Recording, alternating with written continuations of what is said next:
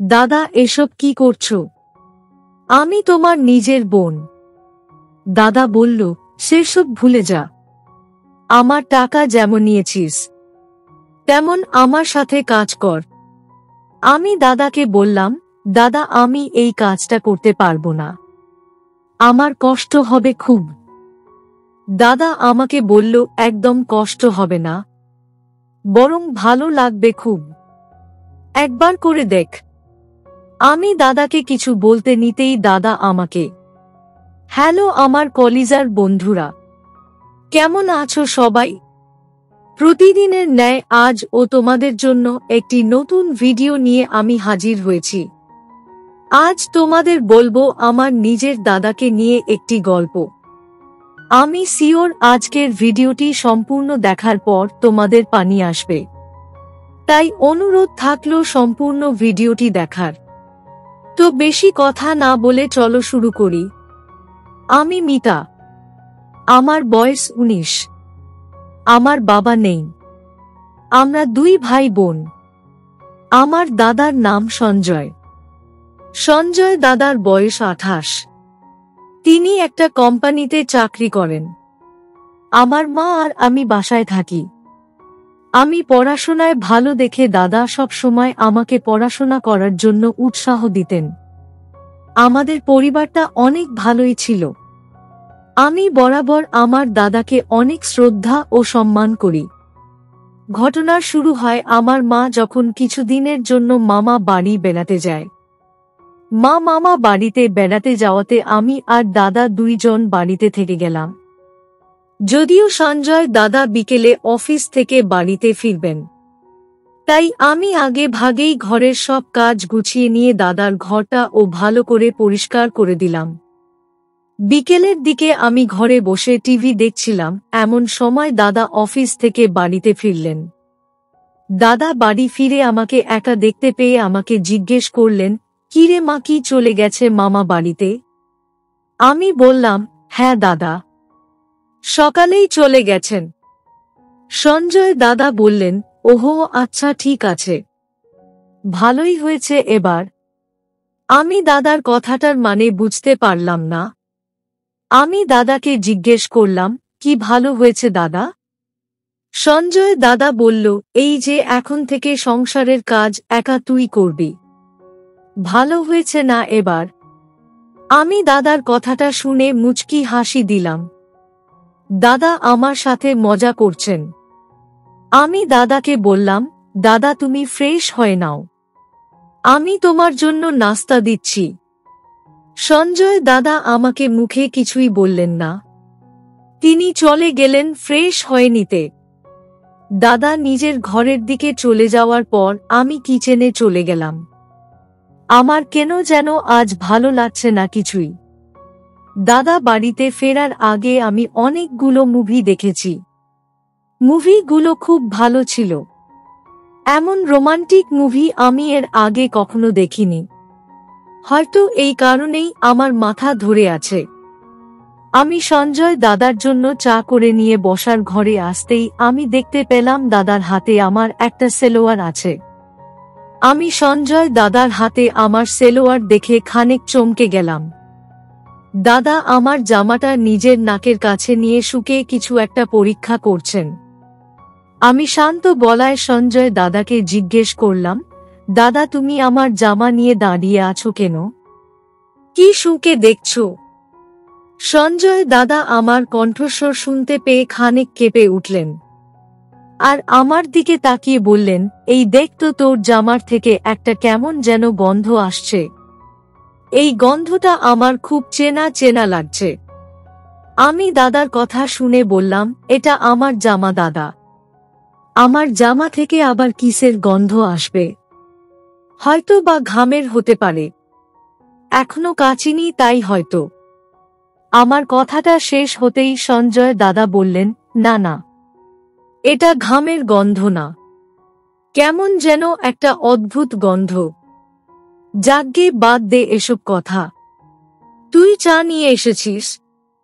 আমি বললাম, হুম দাদা, এই নাও চা। সঞ্জয় দাদা আমার থেকে চায়ের কাপ নিয়ে চা খেতে শুরু করল। আমি দাদার পাশে বসে আছি। দাদা চা খেয়ে নিয়ে নিজের পকেট থেকে অনেকগুলো টাকা বের করল। সঞ্জয় দাদা অনেক আগে থেকেই জানে যে আমি টাকা দেখলে নিজের লোভ সামলাতে পারি না। আমি টাকা দেখলেই আমার ভিতর অদ্ভুত এক লোভ কাজ করে। আমি সঞ্জয় দাদার হাতের দিকে তাকিয়ে আছি। সঞ্জয় দাদা সবগুলো আলমারিতে রেখে দিয়ে আমাকে বলল, কিরে তাকিয়ে আছিস কেন টাকার দিকে? আমি বললাম, না এমনিতেই দাদা। দাদা বলল, এই নে 500 টাকা, এটা তোর কাছে রাখ। আমি দাদার থেকে টাকাটা হাতে নিয়ে ভীষণ রকম চিন্তায় পড়ে গেলাম। আমি ভাবছি যে দাদা হঠাৎ করে আমায় এতগুলো টাকা কি করলে দিলেন। তাছাড়া দাদার থেকে তো আমি টাকা চাইনি। সঞ্জয় দাদা কখনো আমাকে এত টাকা দেয়নি। আজ হঠাৎ দিয়েছে দেখে আমার মাঝে একটা প্রশ্ন কাজ করতে লাগলো। আমি সঞ্জয় দাদাকে জিজ্ঞেস করলাম, দাদা এই টাকা আমাকে দিলে কেন? কিছু কি আনতে হবে নাকি? সঞ্জয় দাদা আমার দিকে তাকিয়ে মুচকি হাসি দিয়ে আমায় বলল, এই টাকা দিয়ে কিছু আনতে হবে না। এই টাকাটা আমি তোকে দিয়েছি, তবে আমার একটা কাজ তোকে করে দিতে হবে। আর তুই যদি সব সময় আমার কাজ করে দিস তবে আমি তোকে এমন নোট সব সময় দিব। আমি দাদার কথার মানেটা ঠিক বুঝতে পারলাম না। আমি সঞ্জয় দাদাকে জিজ্ঞেস করলাম, দাদা আসলে কি কাজ করতে হবে? সঞ্জয় দাদা আমাকে বলল, যখন বলবো তখন দেখবি। এখন শোন, তুই আমার ঘরে গিয়ে অপেক্ষা কর, আমি এসে তারপর কাজ দেখাবো। আমি দাদাকে বললাম, দাদা আমার ভয় করছে খুব। তুমি আমার সাথে ফাজলামি করছো না তো? সঞ্জয় দাদা আমার মাথায় হাত বুলিয়ে দিয়ে বলল, কোনো ভয় নেই পাগলি, আমি তোর দাদা। তোর খারাপ হবে এমন কিছু কি আমি কখনো ভাবতে পারি বল? আমি সঞ্জয় দাদার কথায় খানকে আত্মবিশ্বাস পেলাম। আমি জানি সঞ্জয় দাদা অনেক ভালো একজন মানুষ। আমার দাদা বলে বলছি না, অন্য 10 জনের মতো আমার দাদা নয়। আমার দাদা যেটাই করে অনেক ভেবে চিন্তে তারপর করে থাকে। তার কাজ কখনো ভুল হতে পারে না। আমি সঞ্জয় দাদার টাকাটা আমার হাতে নিয়ে চলে গেলাম দাদার ঘরে। আমি দাদার ঘরে বসে বসে অপেক্ষা করছি দাদার। দাদা কি কাজ দিবে কে জানে। না চাইতেই যখন দাদা আমাকে এতগুলো টাকা দিয়েছেন, তখন দাদা যেই কাজটাই দিক না কেন সেটা মোটেও সহজ কিছু হবে না। আমি মিনিট 10 অপেক্ষা করতেই দাদা ঘরে আসলো। দাদা ঘরে এসে আমার দিকে একটা প্যাকেট এগিয়ে দিল। আমি প্যাকেট খুলতেই দেখতে পেলাম অনেকগুলো শাড়ি আর অনেক জামা কাপড় আছে এখানে। আমি দাদার দিকে প্রশ্নসূচক দৃষ্টিতে তাকাতেই দাদা আমাকে বল, দেখতো তোর এইগুলো পছন্দ হয়েছে কিনা। আমি জিনিসগুলো ভালো করে দেখে নিলাম। আমি জিনিসগুলো দেখে দাদাকে বললাম, দাদা এই জামাগুলো দেখে তো মনে হচ্ছে অনেক দামি। এই সব জামাগুলো কার জন্য নিয়ে এসেছো তুমি? দাদা আমার প্রশ্নের জবাবে যা বলল তা শোনার পর আমার মাথাটা ঘুরে গেল। দাদা মুচকি হাসি দিয়ে আমাকে বলল, এই সব কিছু তোর? আমি সঞ্জয় দাদার কথাটা শুনে মোটেও বিশ্বাস করতে পারলাম না। আমি খুশিতে গদগদ হয়ে গিয়ে দাদাকে বললাম, দাদা সত্যি? মানে আজ আমার সাথে কি হচ্ছে আমি যেন কিছুই বুঝতে পারছি না দাদা। দাদা আমাকে চিমটি কেটে দাও তো, আমি স্বপ্ন দেখছি না তো। দাদা আমার খুশি দেখে তিনি নিজেও খুশি হলেন আর বললেন, না রে পাগলি আমার, এটা কোনো স্বপ্ন না, এটা সত্যি। আমি দাদাকে বললাম, দাদা কি কাজ করতে হবে বলো না, আমি আর অপেক্ষা করতে পারছি না সত্যি। এই জামাগুলো আমি পরে দেখতে চাই। দাদা আমাকে থামিয়ে দিয়ে বললেন, আরে পাগলি থাম, এই জিনিস তো তোর, সময় করে সব পরে দেখিস, আমার বিশ্বাস ভালোই লাগবে তোর। আমি দাদাকে জিজ্ঞেস করলাম, দাদা এবার তো বলো কি কাজ করতে হবে। সেই তখন থেকে বলছো কাজ করতে হবে, কিন্তু কি সেই কাজ সেটা বলছো না। সঞ্জয় দাদা আমার কথাটা শুনে আমার দিকে খানিক অদ্ভুত দৃষ্টিতে তাকালো। আমি সঞ্জয় দাদার এমন চাহনির মানেটা বুঝতে পারলাম না। আমি নিজেও দাদা দিকে অবাক চোখে তাকিয়ে আছি। দাদা আমাকে এবার যা বলল তা শোনার পর আমার চোখ কপালে উঠে গেল। দাদা আমাকে বলল, মিতা, আমার সাথে তোকে একটু কাজ করতে হবে। আমার সাথে তুই কাজ করলে আমি তোকে সবকিছু দিব। আমি দাদার কথাটা শুনে অবাক হয়ে গিয়ে বললাম, না দাদা, এসব কি বলছো?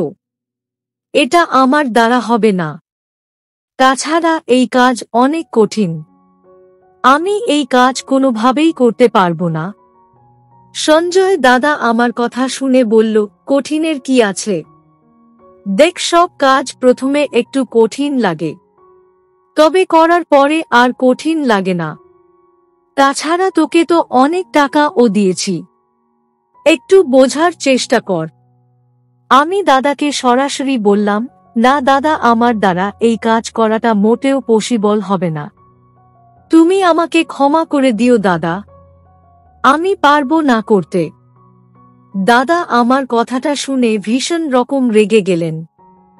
দাদা রাগে গজগজ করে উঠে আমাকে বললেন, দেখ মিতা, আমি তোকে টাকা দিয়েছি, প্রয়োজন পড়লে আরো দিব, তবু আমার কাজ তোকে করতেই হবে।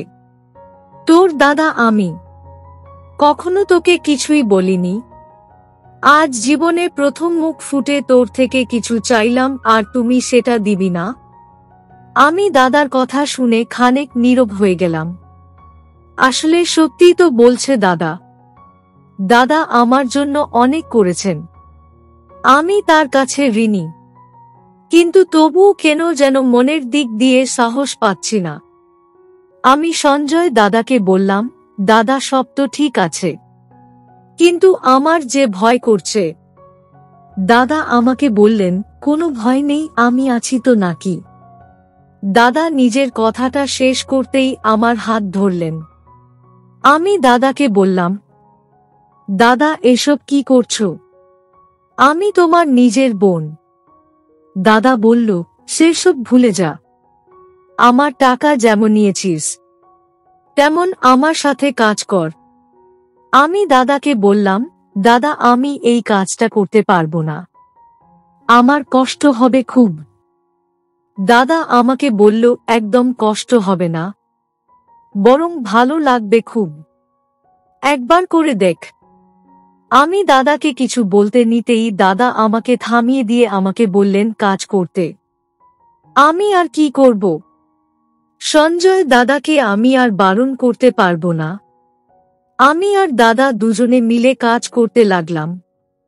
আমি দাদার সাথে প্রায় ঘন্টা 2 কাজ করার পর দাদা আমাকে বললেন, কিরে পাগলি, বলেছিস তো পারবি না কাজ করতে, এখন কি করে পেরেছিস?